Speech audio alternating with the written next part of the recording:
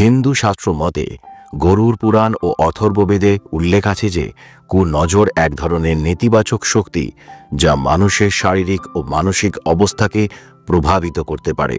মা শারদা বলতেন, জীবনে দুষ্ট শক্তি থাকবেই, কিন্তু নিজের বিশ্বাস আর সৎ পথে থাকার শক্তি দিয়ে তা দূর করা সম্ভব।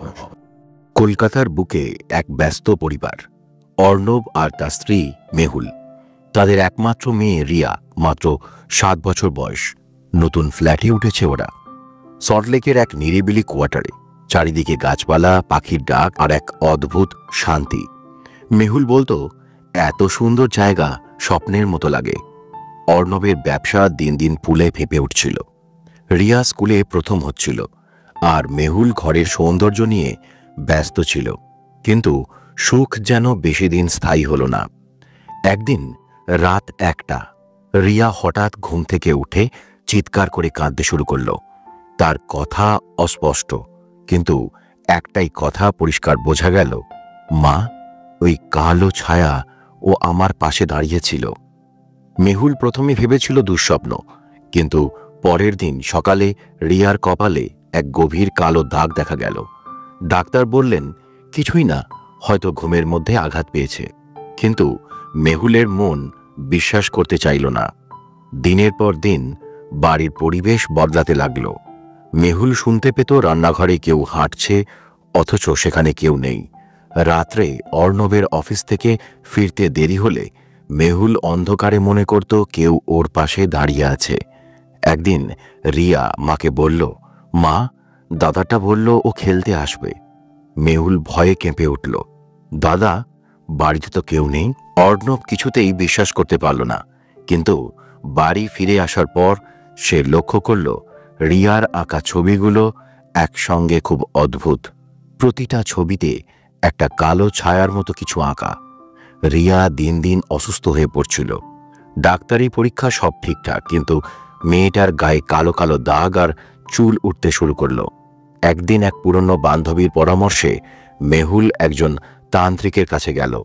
তান্ত্রিক দেখেই বললেন, তোমার মেয়ের ওপর নজর লেগেছে, বাড়ির ভিতরে অশুভ শক্তি বাসা বেঁধেছে। তান্ত্রিক বাড়িতে এসে শুদ্ধিকরণের জন্য একটা পুজো করল। পুজোর সময় অর্ণব আর মেহুল শুনতে পেল যেন বাড়ির ছাদ থেকে কারা চিৎকার করছে। বাতাস ভারী হয়ে উঠল। একটা সময়ে তান্ত্রিক বলল, এই বাড়িতে আর থাকতে পারবেন না, নজর খুব শক্তিশালী। তাড়াতাড়ি ফ্ল্যাট বিক্রি করে ওরা অন্য জায়গায় চলে গেল। কিন্তু সমস্যা এখানেই শেষ হলো না।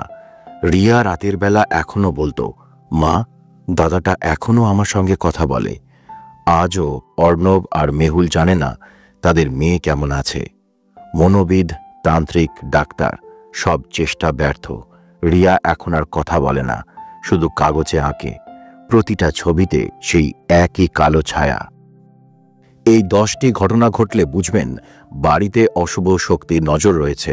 1, বাড়ির সদস্যরা একের পর এক অসুস্থ হয়ে পড়ছে, বিশেষত চিকিৎসায় কোনো ফল না হলে।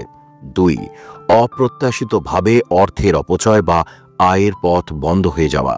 3, ঘরে প্রবেশ করলেই অস্বস্তি, মনের উপর চাপ অনুভব হওয়া। 4, বাড়ির পোষা প্রাণী যদি অস্বাভাবিক আচরণ করে, যেমন হঠাৎ কান্না বা ভয়ে কুঁকড়ে থাকা। 5, ছোটখাটো বিষয় নিয়ে বাড়ির সদস্যদের মধ্যে অশান্তি বেড়ে যাওয়া। 6, ঘরের জিনিসপত্র নিজের জায়গা থেকে অদৃশ্য হয়ে যাওয়া বা স্থান পরিবর্তন করা। 7, যে কোনো কাজ করতে গেলেই বাধা আসে, ব্যর্থতা বা অপ্রত্যাশিত সমস্যা সৃষ্টি হওয়া। 8, রোজ রাতে অশুভ বা ভীতিকর স্বপ্ন দেখা এবং সকালে দুস্থ বোধ করা। 9, ঘরে অকারণে দুর্গন্ধ বা কারো হাঁটার শব্দ শোনা। 10, পূজা অর্চনা করতে গেলে মনোযোগ হারানো বা কোনো না কোনো কারণে বাধা আসা।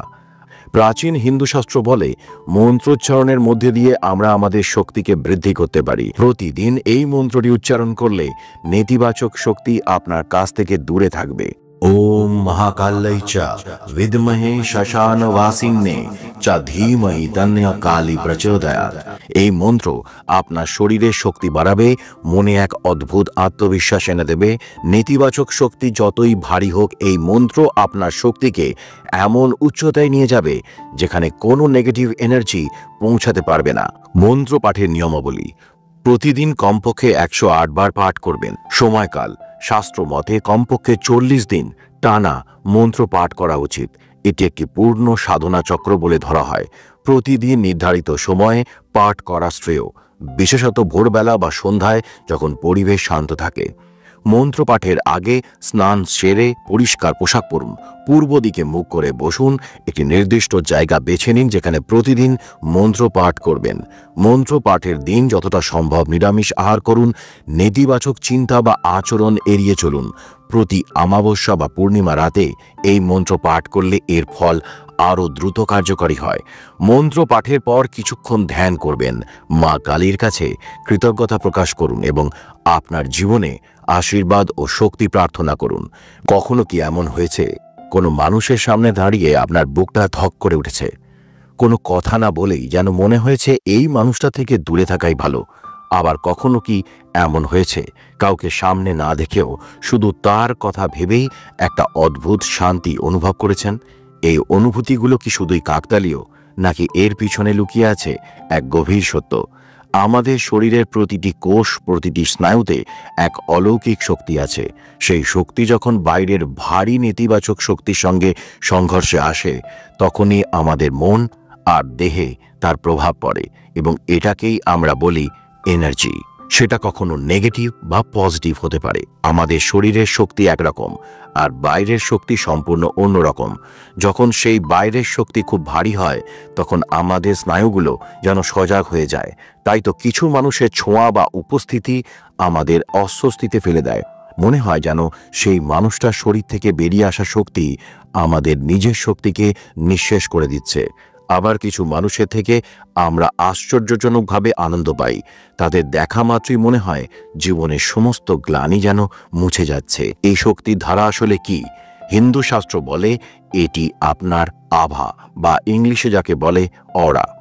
নেতিবাচক শক্তির প্রভাব শুধু মনেই সীমাবদ্ধ নয়, এটি আপনার শরীরে ক্লান্তি আনতে পারে, আপনার মধ্যে এক ধরনের অদ্ভুত ভয় তৈরি করতে পারে, সংসারে সুখ শান্তি নষ্ট করতে পারে, এমনকি আপনার ভাগ্য বদলে দিতে পারে।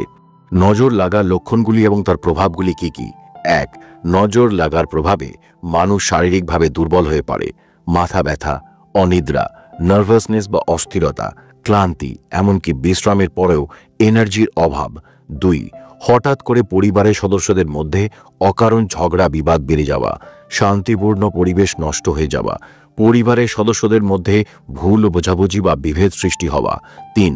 বাড়িতে বা ব্যবসায় অপ্রত্যাশিত আর্থিক ক্ষতি হওয়া, হঠাৎ করে আয়ের পথ বন্ধ হয়ে যাওয়া বা খরচ বেড়ে যাওয়া। 4.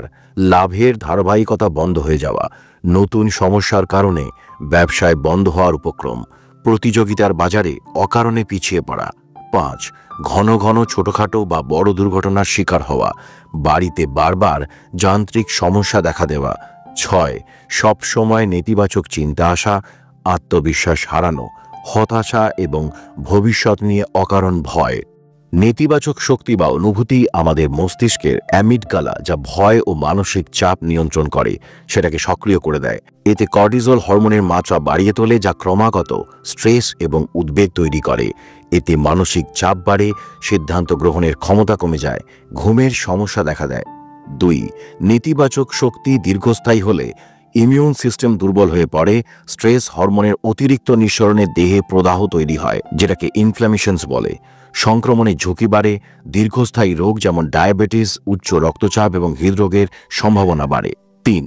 মস্তিষ্কের নিউরো ট্রান্সমিটারের উপর প্রভাব পড়ে। নেতিবাচক শক্তি দেহে ডোপামাইন এবং সেরোটোনিন, যা সুখ এবং স্বস্তি প্রদান করে, সেই স্তরে ভারসাম্যহীনতা ঘটায়। এর ফলে বিষণ্ণতা বাড়ে, আত্মবিশ্বাস কমে যায়, সামাজিক সম্পর্কের অবনতি ঘটে।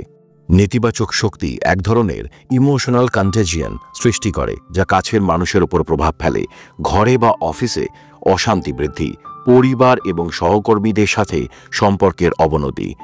নেতিবাচক শক্তি থেকে মুক্তি পাওয়ার উপায়: 1. মেডিটেশন করলেই মস্তিষ্কে আলফা ওয়েভস বৃদ্ধি পায়, যা মানসিক শান্তি আনে, স্ট্রেস হরমোনের মাত্রা কমতে সাহায্য করে। 2.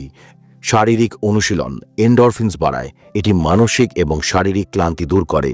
কুনজরের বৈজ্ঞানিক দৃষ্টিভঙ্গি কি? 1. বিজ্ঞানের ভাষায় কুনজর বলতে বোঝায় নোসিবো এফেক্ট, যেখানে মানুষের নেতিবাচক বিশ্বাস বা ভয় তার শারীরিক ও মানসিক অবস্থার উপর প্রভাব ফেলে। মানুষের মস্তিষ্কে মিরর নিউরনস কাজ করে, যা অন্যদের আবেগ ও অনুভূতি শোষণ করতে পারে। নেতিবাচক চিন্তা বা আবেগ এইভাবে একজনের উপর প্রভাব ফেলতে পারে। প্লেসিবো প্রভাব যেমন ভালো পরিবর্তন আনতে পারে, নসিবো প্রভাব তেমনই খারাপ পরিবর্তন আনতে পারে। উদাহরণস্বরূপ, কেউ যদি বিশ্বাস করে যে তার উপর কুনজর লেগেছে, তাহলে তার মানসিক অবস্থা খারাপ হয়ে যেতে পারে, যা তার দৈনন্দিন জীবনে সমস্যা তৈরি করবে।